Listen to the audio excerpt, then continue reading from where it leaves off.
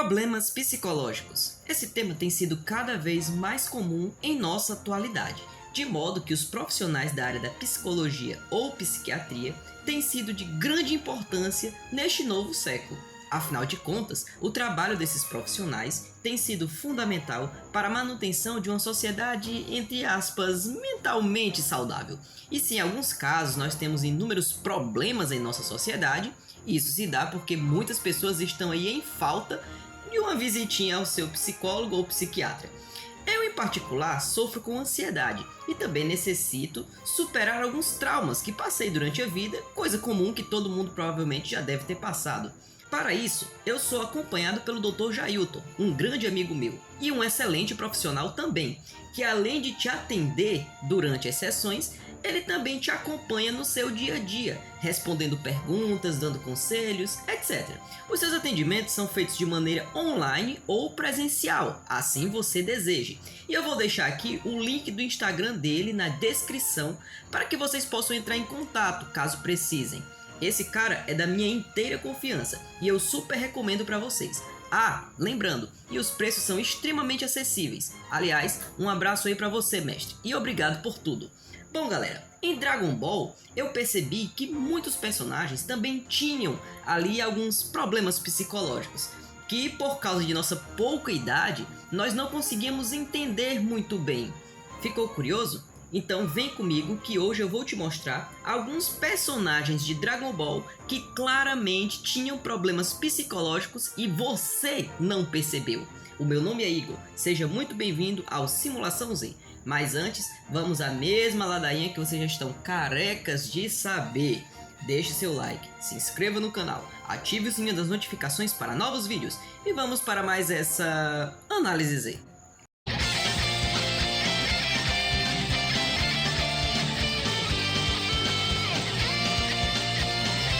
Galera, eu não vou fazer uma lista de todos os personagens. Eu apenas farei alguns personagens, a análise de alguns personagens. E se vocês quiserem, se vocês gostarem desse vídeo, eu posso fazer aí uma parte 2, trazendo outros personagens também de Dragon Ball. Então, nosso primeiro personagem será o Kuririn.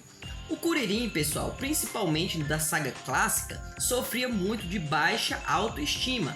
Basta a gente perceber que, por mais que ele fosse um guerreiro muito dedicado e forte, ele não tinha lá uma confiança muito forte em si próprio. Ele sempre tinha pensamentos negativos sobre si ou sobre a situação como um todo, de modo que isso lhe trazia muito medo durante batalhas que ele considerava difícil. Mas essa baixa autoestima tinha uma explicação, ela tinha uma raiz. Isso porque, além dele ter sido menosprezado pelos seus colegas no templo do Bruce Lee quando ele era criança, o Kuririn também sempre recebia comentários negativos sobre a sua baixa estatura. Eu, em particular, me identifico bastante com o Kuririn em quase todos esses aspectos. Será que um dia eu vou ser recompensado com a mulher mais bonita de todos os animes? Só o destino dirá. Yantia. O Yantia, principalmente do clássico e o do final do Z, ele tinha claramente um déficit de atenção. Basta a gente perceber que ele meio que se esquecia das promessas que fazia para a Bulma, o que resultou no início dos atritos na relação entre os dois. E ele era muito desatento nas batalhas, tanto é que o Mestre Kami, o Kami-sama, haviam avisado para ele sobre essas aberturas que ele dava durante a batalha. Só que o que aconteceu? Ele não deu créditos, ele não prestou atenção a esses conselhos, o que resultou em sua morte patética para um Saibaiman na saga Saiyajin. Justamente por quê? Por causa de sua falta de atenção. Bulma. A Bulma era extremamente narcisista, tanto pelo fato dela se achar a melhor e a mais importante de todas, como também pelo fato de que ela sempre conseguia o que queria por meio de sua inteligência, se aproveitando das pessoas e esse aproveitamento dela, esse se aproveitar dela, foi justamente em pessoas como o Goku, o Oolong, o Yantia. Por exemplo, ela se aproveitou do Goku quando viu que o Goku era um pouco forte e ela decidiu levar o Goku como uma espécie de guarda-costas, e assim começou a origem de Dragon Ball. Então veja que a Bulma se tornou amiga do Goku com o tempo, mas a princípio era apenas um jogo de interesse. E também lá na saga Namekusei, ela estava disposta a deixar o Kuririn e o Gohan no planeta e voltar sozinha para a Terra. Ou seja, ela não se importou com os outros dois, apenas com ela mesma. Então, ela é uma pessoa bem narcisista. Eu acredito que o termo narcisista se encaixe muito bem com a Bulma. Tite. Ainda falando de mulheres na obra de Dragon Ball, a Tite tinha claramente um transtorno de bipolaridade, e isso fica muito claro devido às suas constantes alterações de humor. Durante toda a obra você consegue perceber que uma hora a Tite está alegre e satisfeita, e outra hora ela está com um ódio terrível, ou faz algum tipo de drama, ou fica muito triste. Enfim, eu acredito que a bipolaridade se encaixa perfeitamente na Tite. Goku. Galera, esse vocês vão se impressionar, mas o Goku poderia ser classificado facilmente com indícios de TDAH, que é o transtorno de atenção com hiperatividade. Mas eu não diria que ele tinha isso 100%, mas apenas algumas características, como por exemplo, a impulsividade ao agir sem pensar muito nas consequências, e essa é uma marca que persegue o Goku durante quase todo o anime, a sua inquietação, a falta de moderação, principalmente no treinar e no comer. O Goku come demais e ele treina demais a ponto de esquecer até os próprios amigos, o seu esquecimento, a sua falta de memória, até porque o Goku ficou doente do coração no presente, justamente porque ele se esqueceu de tomar o remédio. Parece até ironia, né galera? Mas isso realmente aconteceu. Enfim, eu acho que o Goku, ele teria ali alguns indícios de TDAH, mas como eu não sou profissional, eu não posso me aprofundar nessa situação. Tenshinhan. O Tenshinhan, galera, ele tinha depressão e transtorno pós-traumático. Isso fica nítido após o Tien, durante a sua infância, ter sofrido vários traumas enquanto treinava com o seu mestre, o tal Pai Pai. De modo que o Tenshinhan, durante o 23º torneio, não conseguiu enfrentar o tal Pai Pai de frente. Alguns diziam que era porque ele tinha um certo respeito pelo seu mestre, mas a verdade é que ele lembrava de todo o trauma que ele sofreu, e meio que aquele medo ainda existia no coração dele, devido às lembranças que vieram à tona ao ver a figura do assassino mais famoso do mundo. E mesmo estando muito forte, o Tenshinhan ainda tinha aquele certo trauma de que tudo poderia acontecer novamente. E isso, galera, acabou causando nele uma certa depressão. Tanto é que ele tinha uma dependência emocional da amizade com o Caos.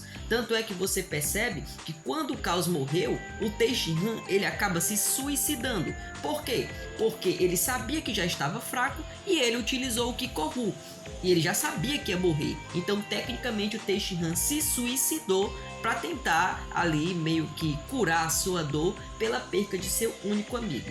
E nós também conseguimos perceber que o Tenshinhan era muito calado, muito na dele, e apesar dele ter bons amigos, ele não era aquele tipo de cara que gostava de se enturmar com todo mundo. Então eu acredito que a depressão e o transtorno pós-traumático encaixaria bem para tudo que o Tenshinhan passou na obra. Kami-sama. O Kami-sama, galera, também era depressivo, e isso devido ao seu excessivo sentimento de culpa. Ele se sentia culpado por ter sido o causador da origem de Piccolo Daimao, de modo que inúmeras vezes o próprio Kami-sama tenta se matar ou tenta matar o Piccolo para resolver esse problema. E bom, se não fosse o Mestre Kami dando aquelas palavras de conforto, talvez o Kami-sama nunca teria sido libertado desse seu sentimento de culpa, e talvez nunca teria sido curado de sua depressão. Piccolo. Ambos, tanto o Piccolo Daimao como o Piccolo Júnior, eles tinham um traço muito visível de psicopatia. É interessante como o Piccolo, no início, ele acaba se achando o rei de todo mundo, e a sua vontade é de dominar o mundo inteiro, fazer o mal.